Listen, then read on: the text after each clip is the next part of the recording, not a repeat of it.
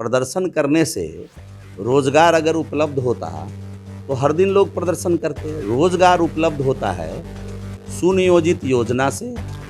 उनके हाथ में, उनके माता पिता इस बिहार में 15 साल शासन चलाए, कहाँ था रोजगार उस समय?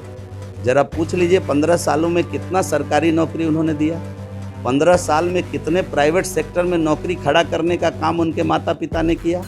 तो इस प्रकार केवल बवंडर खड़ा करना और जनता को दिग्भ्रमित करना, ये वही तेजस्वी यादव हैं जो जब जब बिहार पर कोई विपत्ति आई है तो बिहार छोड़ करके दिल्ली के 5 सितारा होटल के अंदर आकर आराम करने का काम किए हैं। नमस्कार, न्यूज़ फॉर नेशन देख रहे हैं आप। मैं हूं आपके साथ धीरज सिंह। बढ़ती महंगाई और बेरोजगारी को लेकर 18 और 19 तारीख को राजद की ओर से राज्यव्यापी प्रदर्शन का ऐलान किया गया। हमारे साथ बात करने के लिए बिहार सरकार में मंत्री जीवेश मिश्रा जी हैं।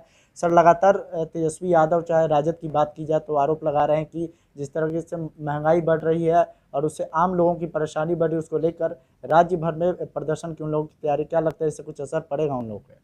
देखिए, प्रदर्शन करने से महंगाई और बढ़ जाएगी। वो प्रदर्शन करेंगे, एक दिन बंद कर देंगे बेवजह, लोगों को आवागमन में असुविधा होगी, समय पर उनको साधन उपलब्ध नहीं हो पाएगा जो उनको चाहिए। इसका कोई औचित्य नहीं है। प्रदर्शन करने से रोज़गार अगर उपलब्ध होता तो हर दिन लोग प्रदर्शन करते। रोज़गार उपलब्ध होता है सुनियोजित योजना से। उनके हाथ में, उनके माता पिता इस बिहार में 15 साल शासन चलाए, कहाँ था रोज़गार उस समय?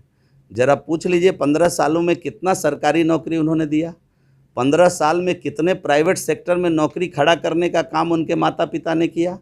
तो इस प्रकार केवल बवंडर खड़ा करना और जनता को दिग्भ्रमित करना, ये वही तेजस्वी यादव हैं जो जब जब बिहार पर कोई विपत्ति आई है तो बिहार छोड़ करके दिल्ली के 5 सितारा होटल के अंदर आकर आराम करने का काम किए हैं। और चूँकि आगामी सत्र 26 से बिहार के अंदर प्रारंभ होने वाला है तो उसके पहले कुछ हम हलचल में रहें, इसलिए इस प्रकार के कार्यक्रम को आयोजित कर रहे हैं। उनका जनता के वास्तविक मुद्दों से कोई लेना देना नहीं है, उनका जनता के वास्तविक कार्यों से कोई सरोकार नहीं है। वो हाई फाई ट्विटर वाले नेता हैं और जब भी बिहार विपत्ति में आई है, बिहार छोड़कर अपने स्वास्थ्य लाभ लेने का काम दिल्ली के 5 सितारा होटल में उन्होंने किया है। इसलिए उनकी चर्चा न करें।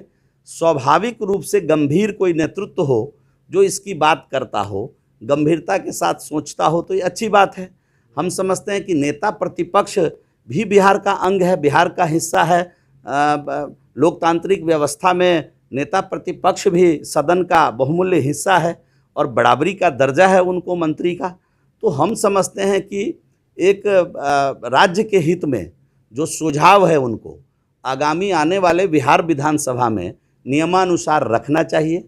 बिहार की विधानसभा सभी क्षेत्र के लोगों ने अपने प्रतिनिधियों को चुनकर वहां भेजा है और राज्य के मुद्दे से, राज्य के ज़रूरत से संबंधित विषयों को आगामी सत्र में तैयारी करके उनको लाना चाहिए, उस आवाज़ को उनको उठाना चाहिए। ये उनका कर्तव्य है। सड़क पर तांडव मचाना, हम समझते हैं कि ये राज्य का इससे बहुत बड़ा नुकसान होने वाला है। तेजस्वी यादव का सर दावा है कि बढ़ती बेरोजगारी को लेकर सड़क पर युवा है और महंगाई को भी लेकर लगातार बढ़ रही है, सरकार कुछ नहीं कर पा रही है। आप चूंकि श्रम संसाधन मंत्री, किस तरह देखते हैं उनके दावों को? बड़े पैमाने पर रोजगार हम लोग खड़ा कर रहे हैं।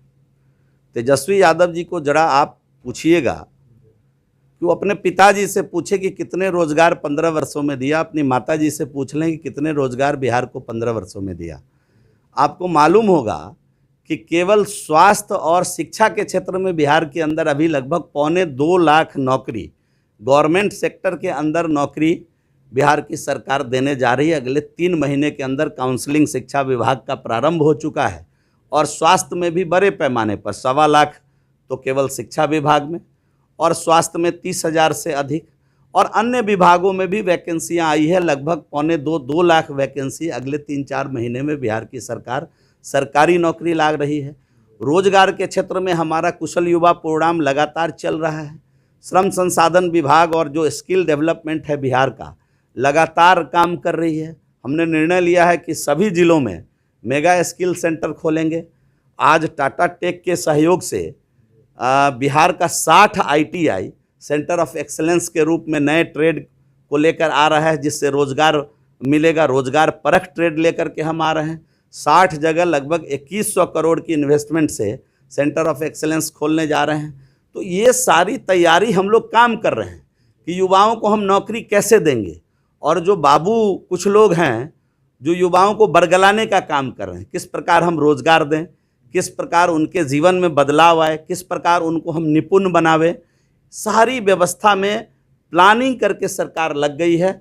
हम उस पर काम कर रहे हैं। एक आखिरी सवाल है सर, आप कह रहे हैं सदन में तेजस्वी यादव को आवाज़ उठाने के लिए, लेकिन जिस तरीके से पिछले सत्र में घटना है, उसको दावा है कि आने वाले सत्र में किस तरह से वो सदन में जाएंगे, उनको डर लगता है राजद के विधायकों। देखिए, बिहार में जो अनुशासित लोग हैं उनको बिल्कुल डरने की ज़रूरत नहीं है, और जो अनुशासित नहीं हैं, बिहार की प्रशासनिक व्यवस्था को खराब करने की इजाज़त बिहार के अंदर किसी को नहीं दी जा सकती है।